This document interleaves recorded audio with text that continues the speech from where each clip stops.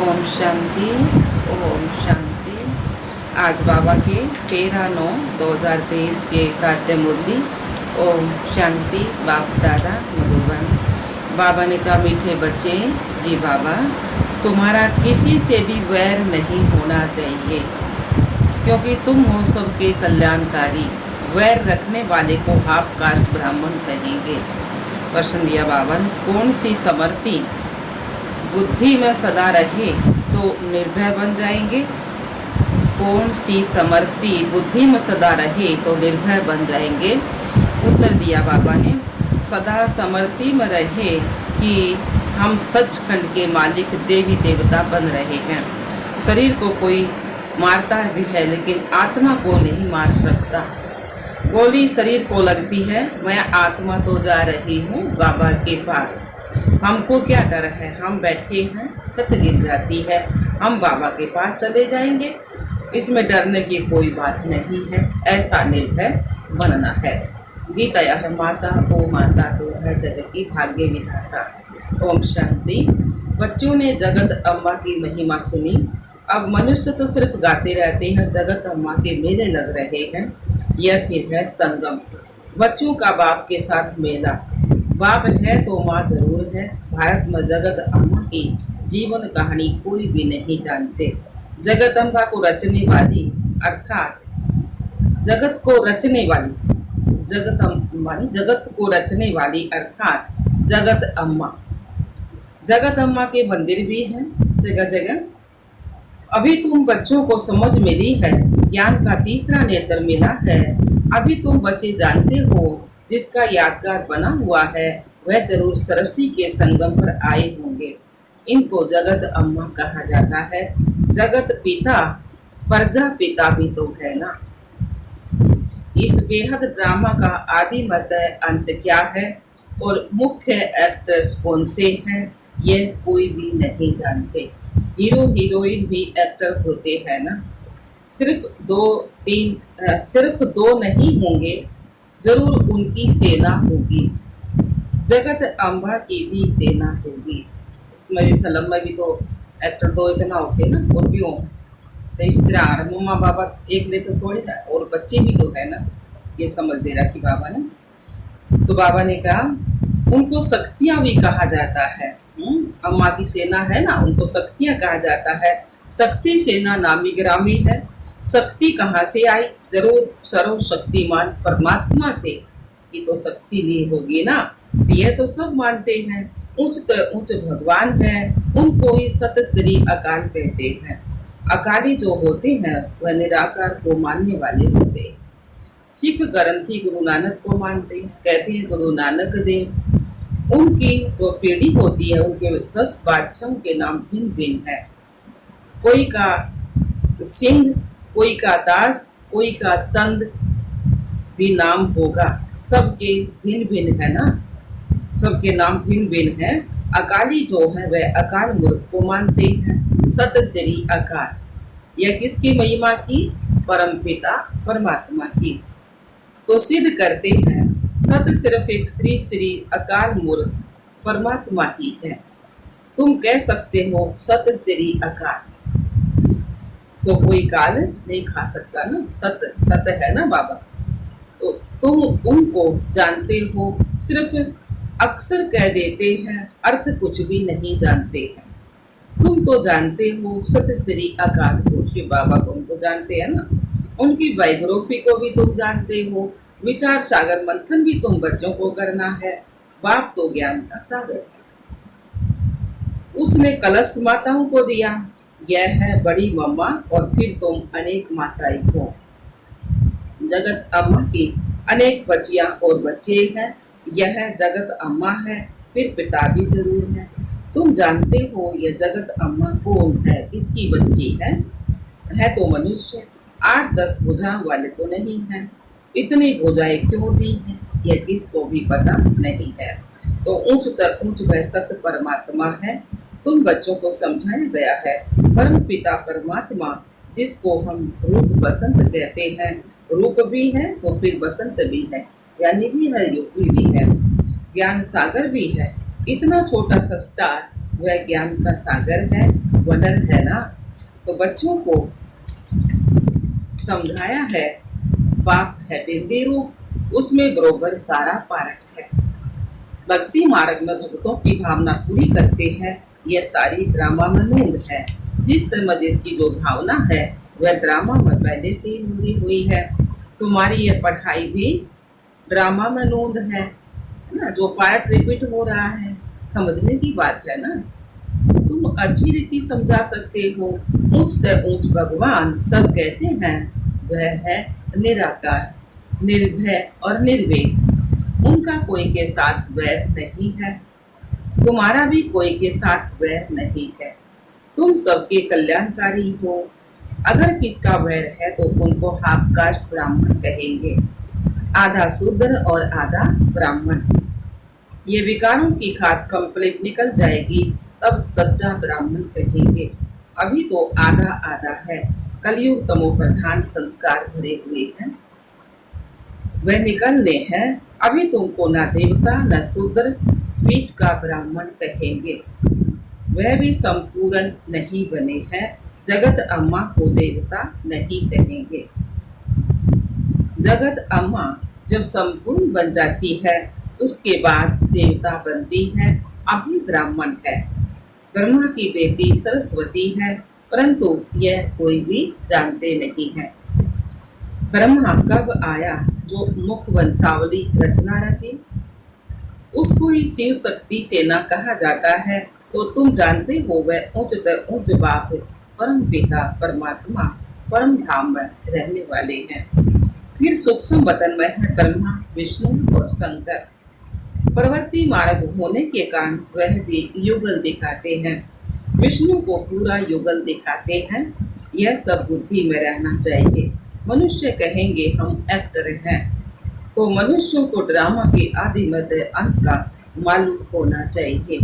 उच्च उच्च भगवान कौन है, ब्रह्मा विष्णु शंकर कौन है, क्या और भी 8-10 भुजा वाला कोई है? नहीं, यह सब चित्र फालतू के हैं। ब्रह्मा की 100 भुजा दिखाते हैं, अब यह तो प्रजापिता है, 100 भुजा की तो बात नहीं है ना। यह सब रोंग है। राइट वास्तव में क्या है वह भी समझाना चाहिए। अब 100 भुजा ब्रह्मा बाबा के द्वारा शिव बाबा के तो कितने बच्चे बन गए ना, तो इसलिए ब्रह्मा की 100 भुजा दिखा दी। तो बाबा कहे ये समझाना चाहिए। उच्च उच्च भगवान जो परम धाम में रहते हैं वह भी स्टार है। विष्णु को भी 4 भुजा दिखाई है। 4 भुजा किसकी? 2 लक्ष्मी की, 2 नारायण की। 2 भुजा लक्ष्मी की, 2 नारायण की। जैसे रावण के 10 शीश दिखाते हैं ना, 5 विकार स्त्री के और 5 विकार पुरुष के। पहले पहले मुख्य विकार कौन सा है? देह अभिमान। फिर और विकार नंबरवार आते हैं। सूक्ष्म वतनवासी ब्रह्मा तो है अवगर, प्रजापिता ब्रह्मा तो यहाँ चाहिए ना। यह जब संपूर्ण बन जाते हैं तो सूक्ष्म वतन में फरिश्ते बन जाते हैं। तुम भी फरिश्ते बन जाते हो। वह तुम्हारा शरीर हड्डी मांस का नहीं होता है, उसको फरिश्ता कहा जाता है। ब्रह्मा तो प्रजापिता यहाँ है। फिर विष्णु 2 रूप से पालना करेंगे, लक्ष्मी और नारायण 2 रूप से पालना करेंगे। शंकर तो सूक्ष्म वतन में, शंकर तो है सूक्ष्म वतन में। यह बड़ी समझने की बातें हैं। इतना दूरादेशी बुद्धि कोई की है नहीं। तुम्हारी बुद्धि एकदम मूल वतन सूक्ष्म वतन तक चली गई है। सूक्ष्म वतन अब रचा हुआ है। ब्रह्मा विष्णु शंकर की भी रचना हुई है ना। जहां तक आ जा सकते हो तो उच्च भगवान, फिर ब्रह्मा विष्णु शंकर, फिर यह मनुष्य सृष्टि देवी देवताएं। बाकी 8-10 भुजा वाले व चंडिका देवी आदि तो है नहीं। इतने सब चित्र कहाँ से आए? तुम्हारे पास कोई हथियार थोड़े है। यह सब हिंसक ही हथियार बैठ बनाए हैं। देवता तो होते हैं डबल हिंसक। सूक्ष्म वतन में कोई हथियार आदि होते नहीं। चित्रों में कितने हथियार दिए हैं, इसको कहा जाता है गुड़ियों की पूजा। ऑक्यूपेशन को कोई जानते नहीं है। बाबा आकर ब्रह्मा द्वारा नई रचना रचते हैं तो खुदा बड़ा हो गया ना। तुम हो उनकी संतान, पोतरे पोतरिया। समझने वाले समझते भी हैं, परंतु फिर यह नहीं समझते हैं कि सबकी मौत होनी है। अभी भी कितने मरते रहते हैं। अखबारों आदि में कोई दिखलाते थोड़ी है सारा, थोड़ा बहुत दिखाते हैं ना, सारा नहीं दिखाते, लिखते नहीं सारा, नहीं तो नाम बदनाम हो जावे। भूख बहुत मरते हैं। एक समय मुश्किल से दो रोटी मिलती है। तुम बच्चे जान गए हो सतयुग में लक्ष्मी नारायण का राज्य चलता है। दो भुजा वाले ही मनुष्य हैं। बाकी सतयुग में कोई 8-10 भुजा वाली देवियां आदि नहीं होती हैं। सेकंड नंबर में कौन है फिर? त्रेता में राम और सीता, तो वह भी यहाँ राजयोग से पद पा रहे हैं। कितनी सहज बात है समझने की। तो बाप कहते हैं तुमने बहुत वेद शास्त्र पढ़े हैं, अब तुम मेरे से सुनो और जज करो। मैं तुम्हें सत्य सुनाता हूँ या वह सत्य सुनाते हैं? बाबा ही सत्य सुनाते हैं। अगर वह सत्य सुनाते हैं तो तुम सत्यनारायण की कथा से सत्यनारायण क्यों नहीं बने? बाबा ने कहा अगर वे सच्ची कथा सुनाते हैं तो उस कथा से तुम सत्यनारायण क्यों नहीं बने? अभी तुम प्रैक्टिकल में सत्य बाबा के सत्य कथा सुन रहे हो। सत्य कथा ये बाबा की मुरली है ना। नारी से लक्ष्मी और नर से नारायण बनने की यह कथा है। जरूर प्रजा भी बनेगी कि सिर्फ लक्ष्मी नारायण जाकर तख्त पर बैठेंगे। यह देवी देवताओं की राजधानी अब स्थापन हो रही है। ये सतयुग में आकर राज्य करेंगे। वहाँ राजाओं को लश्कर आदि कोई होते नहीं है। लश्कर विकारी अनहोनी राजाओं के होते हैं। द्वापर युग में होंगे ना राजा, उनके होंगे लश्कर लंबे। तो वह तो है होली राजाएं, पवित्र राजाएं। सतयुग को होली लैंड कहा जाता है। इसको अनहोली लैंड कहते हैं। अपवित्र है ना अब तो वह तो है होली राजाएं। सतयुग को होली लैंड कहा जाता है, इसको अनहोली कहते हैं, अनहोली लैंड कहते हैं। बहुत पुराने प्रतीक हो गए हैं। नए को पुराना तो बनना ही है। शरीर भी पहले नया फिर पुराना होता है। यह तो बुद्धि में बैठना चाहिए। मनुष्य होते हुए भी ड्रामा के आदि मध्य अंत को नहीं जानते हैं। तुम जानते हो उस शिव बाबा कहाँ रहते हैं? मूल वतन में रहते हैं। उसको निराकारी दुनिया कहा जाता है।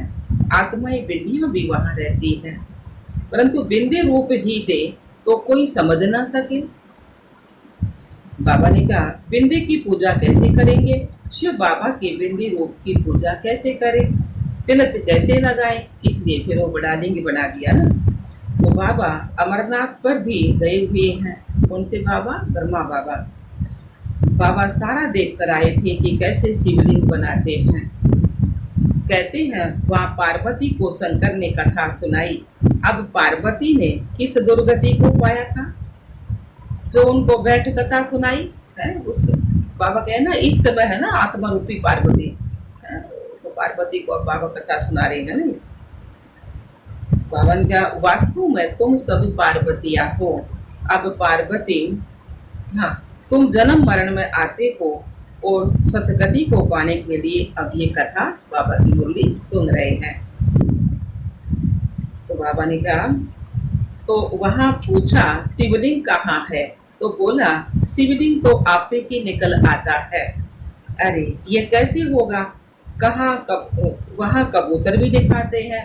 कबूतर पिंजन बात करना कभी सीखते नहीं है ना। तोते तो सीखे भी है, पढ़ाओ है, और तोते तो सीखते भी नहीं। तो बाबा ने कहा बात करना कभी सीखते नहीं है। तोते को बात करना सिखाते हैं तो वह बोलते हैं। कंठी पड़ जाती है, तुम ज्ञान की कंठी पहनते हो।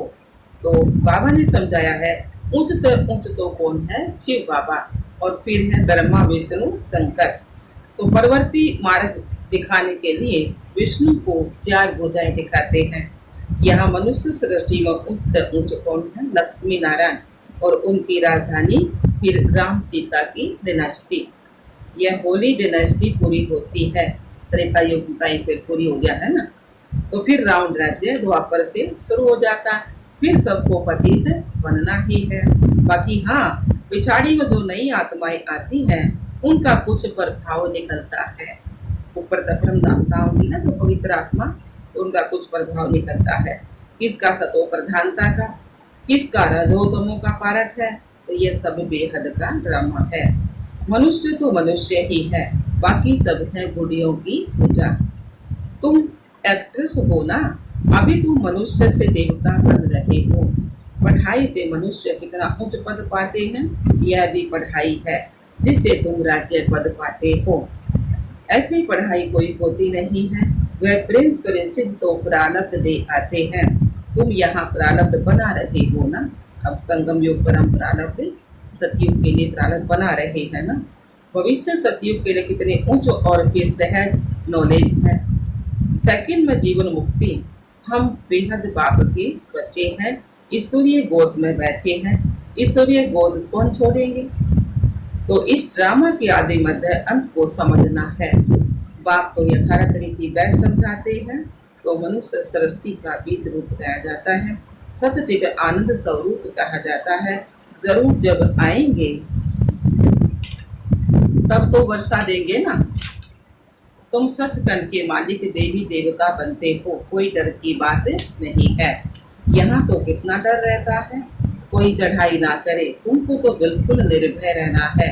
शरीर को कोई मारता है, आत्मा को थोड़ी मार सकते हैं। तो जो डरना चाहिए, निर्भय होने की बड़ी समझ चाहिए। बाप भी निर्भय है, बाप भी निर्भय तो बच्चे भी निर्भय। गोली शरीर को लगती है, मैं आत्मा तो जा रहा हूँ बाबा के पास। इसको हमको क्या डर है। हम बैठे हैं, छत गिर जाती है तो हम बाबा के पास चले जाएंगे। निर्भय होने में टाइम लगता है। तुम तो जगत अम्मा के बच्चे, शिव शक्ति से ना होना। एक की तो महिमा नहीं है, तुम भी साथ हो। यह कमांडर है, बाबा मम्मा बाबा बड़े हैं, कमांडर है ना, और हम बच्चे हैं। तुमको रूहानी ड्रिल सिखलाते हैं, तुम उनके बच्चे हो। तुम हो लक्की सितारे, भाग्यशाली बच्चे। यह सरस्वती भी लक्की सितारा है ना, ब्रह्मा की बेटी है ना। उस ज्ञान सूर्य का चंद्रमा तो यह ब्रह्मा है ना। ज्ञान सूर्य शिव बाबा और चंद्रमा ब्रह्मा है ना। परंतु यह मेल होने कारण माता पर कलश रखा जाता है। बाबा तो मेल है ना, पुरुष है ना, तो इसलिए माता पर कलश रखा जाता है। अच्छा जी बाबा, मीठे मीठे सिकलदे ब्रह्मा मुख वंशावली ब्राह्मण कुल भूषण सौदर्शन चक्करदारी बच्चों प्रति माता पिता बाप दादा का दिल व जान सिख व प्रेम से नंबरवार पुरुषार्थ अनुसार याद प्यार और गुड मॉर्निंग। रूहानी बाप की रूहानी बच्चों को नमस्ते। हम रूहानी बच्चों की रूहानी बाप दादा को याद प्यार, गुड मॉर्निंग, नमस्ते नमस्ते नमस्ते है। हम बाबा के बच्चे सदा रहे हंसते और हंसाते। शुक्रिया मीठे बाबा, शुक्रिया बाबा। धारणा के लिए मुख्य सार। पहला पॉइंट, कलयुगी तमो प्रधान संस्कारों को निकाल सच्चा ब्राह्मण बनना है। किसी से भी वैर नहीं रखना है। दूसरा पॉइंट है, निर्भय बनने के लिए आत्माभिमानी रहने का अभ्यास करना है। हम शिव शक्ति से न है, हमें तो सचखंड का मालिक बनना है, इसी नशे में रहना है। वरदान दिया बाबा ने, कलयुगी वायुमंडल में रहते हुए उसके वाइब्रेशन से सेफ रहने वाले सब राज्य अधिकारी भाव। कलयुगी वायुमंडल में रहते हुए उसके वाइब्रेशन से सेफ रहने वाले सब राज्य अधिकारी भाव। साथ दिया बाबा ने, सब राज्य अधिकारी उसे कहा जाता जिसे कोई भी कर्मेंद्रिय अपनी तरफ आकर्षित ना करे, सदा एक बाप की तरफ आकर्षित रहे, किसी भी व्यक्ति व वस्तु की तरफ आकर्षण न जाए। ऐसे राज्य अधिकारी ही तपस्वी हैं। वही हंस भुगलों के कलयुगी वायुमंडल रहते हुए सदा सेफ रहते हैं। जरा भी दुनिया के वाइब्रेशन उन्हें आकर्षित नहीं करते। सब कंप्लेंट समाप्त हो जाती हैं। स्लोगन दिया बाबा ने, बुरे को अच्छे में बदल देना ही उच्च ब्राह्मणों की श्रेष्ठ शक्ति है। बुरे को अच्छे में बदल देना ही उच्च ब्राह्मणों की श्रेष्ठ शक्ति है। अच्छा, ओम शांति, ओम शांति बाबा।